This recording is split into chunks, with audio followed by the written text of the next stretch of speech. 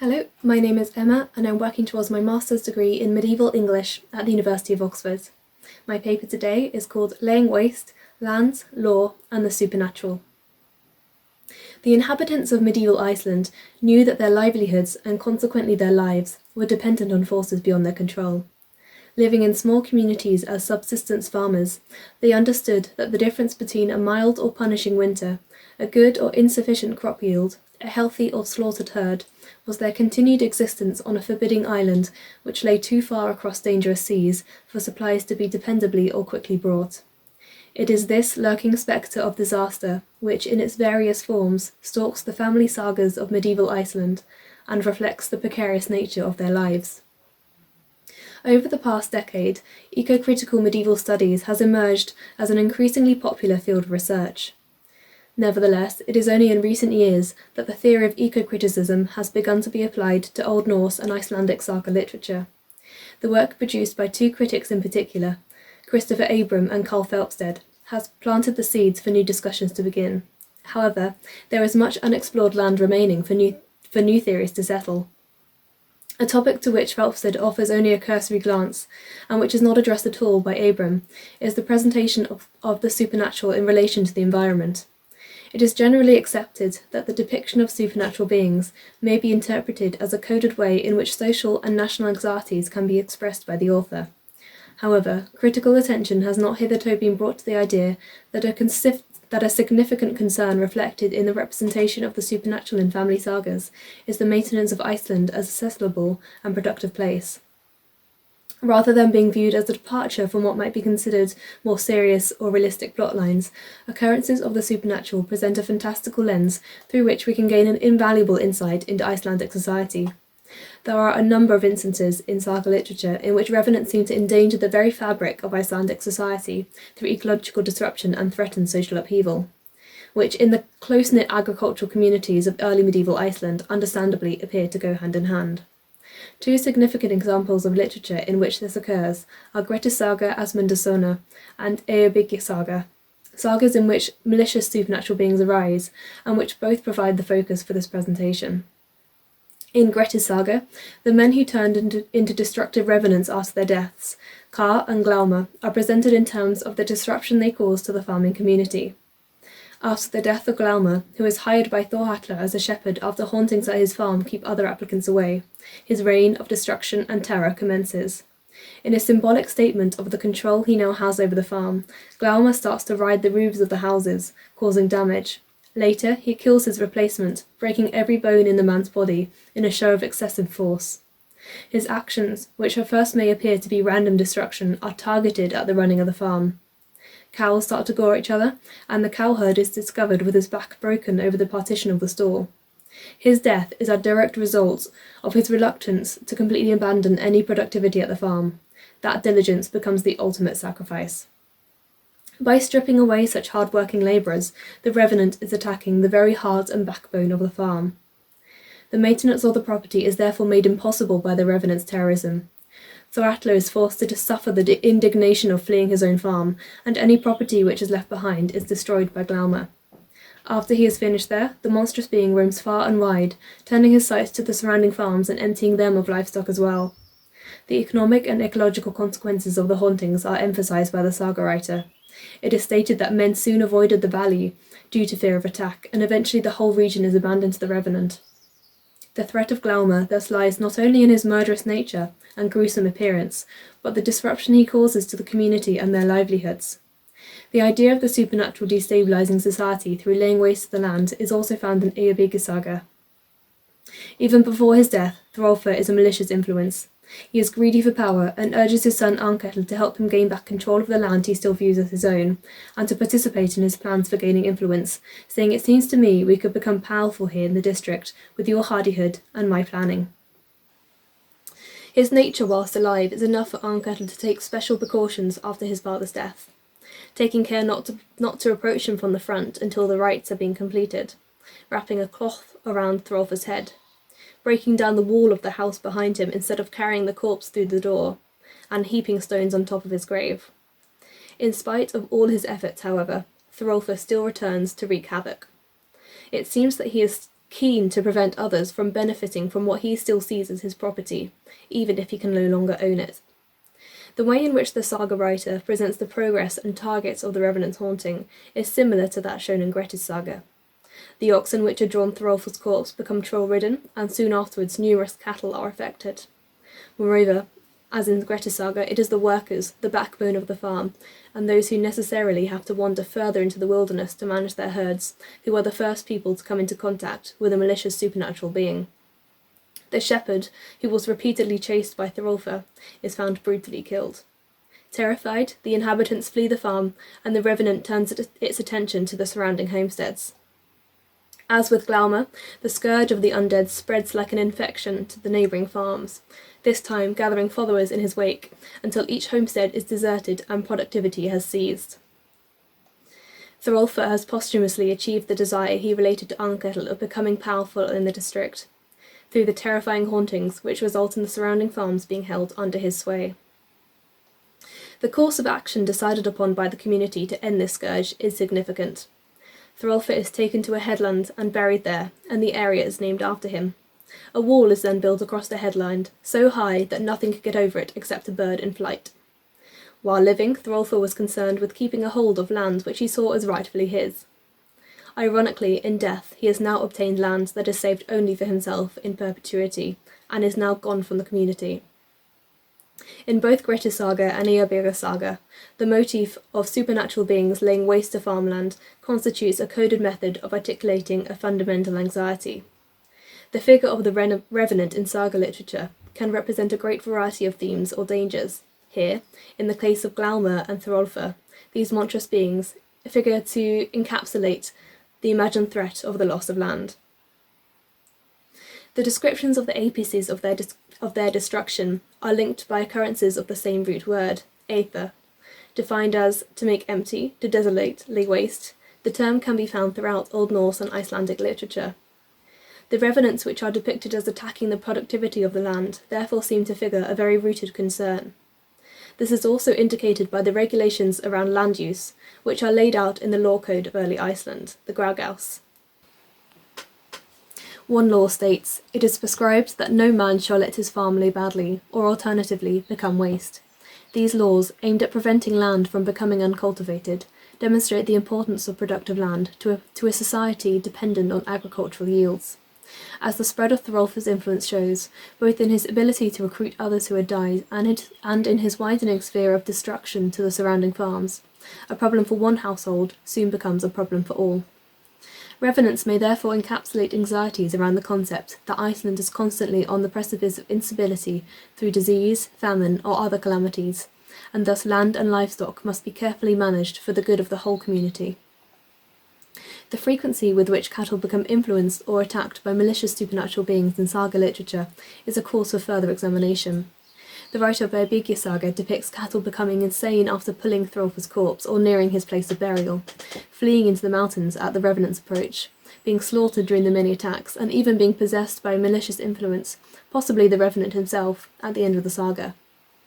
In Grettir's saga, cows are portrayed goring each other in the shed during the height of Glauma's hauntings. The cowherd is found dead, and the monstrous being afterwards empties the valley of livestock. The significance of cattle being commonly presented as the targets of supernatural attack lies in their importance to Icelandic society. The valuable research gathered by anthropologist Karsten Hastrup has led to a greater understanding of the medieval Icelandic economy.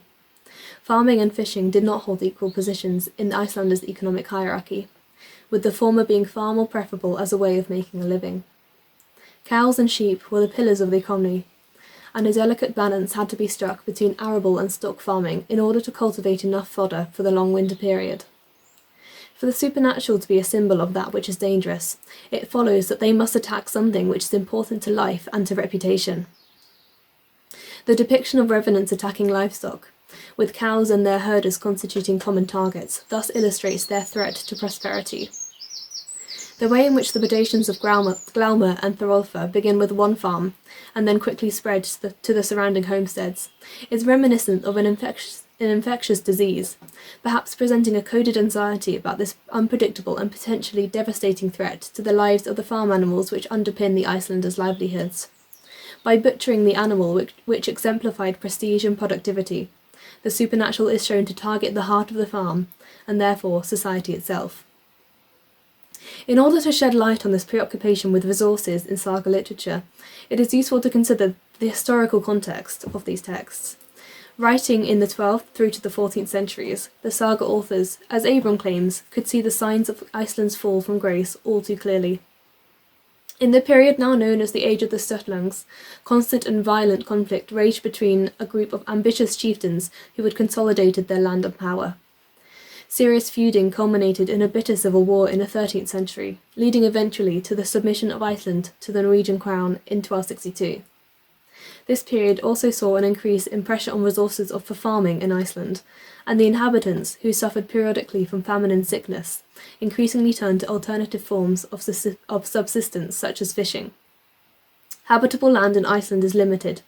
The country's interior cannot support a population due to its separation from the heat of the surrounding ocean. Moreover, the continually unstable nature of the island's weather and temperature is attributed to its location between opposing air masses and oceanic currents.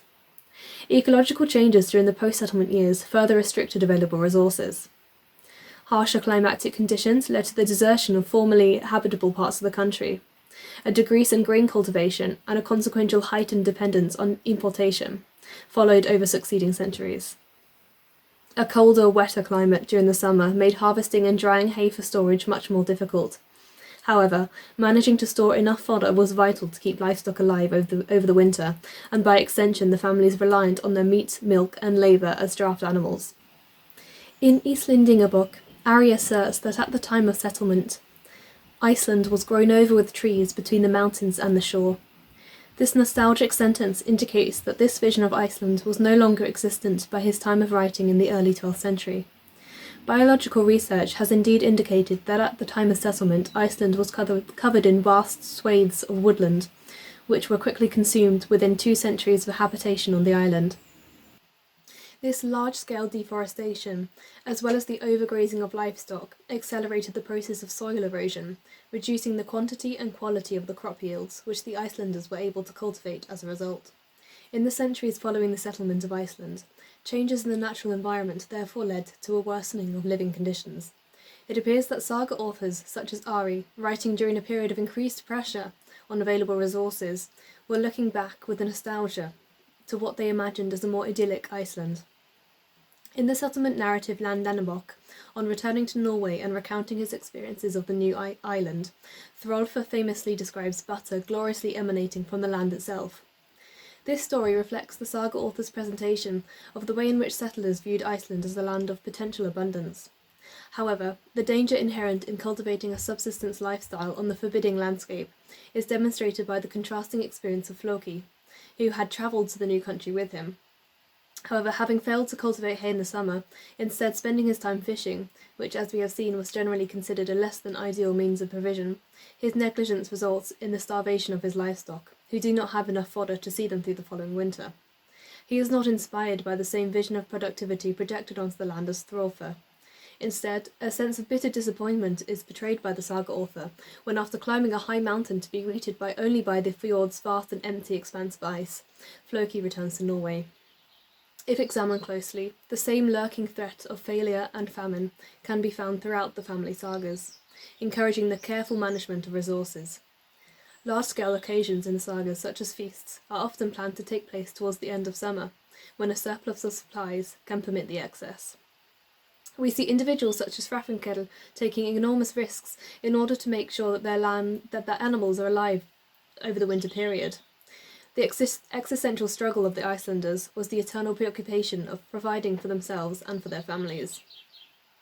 It is therefore unsurprising that, given the vital importance of industrious labourers and fertile, cultivated land to maintaining the subsistence lifestyle of medieval Iceland, the concept of civilization was closely connected with productivity. This is powerfully demonstrated by the following lines declared by Njáll Þorgeirsson in Brennunjarl's saga. "With law our land shall be built up, but with lawlessness it will be laid waste." Here, Njáll makes explicit the association between land and law. He identifies the implosion of civil society with the destruction of the land itself, using the word aether to describe the dire consequences of lawlessness. Significantly, one of the instances of social breakdown which occurs in the saga, and which serves to escalate the conflict between the feuding groups, is the stealing of resources during a famine, and it is portrayed as particularly despicable.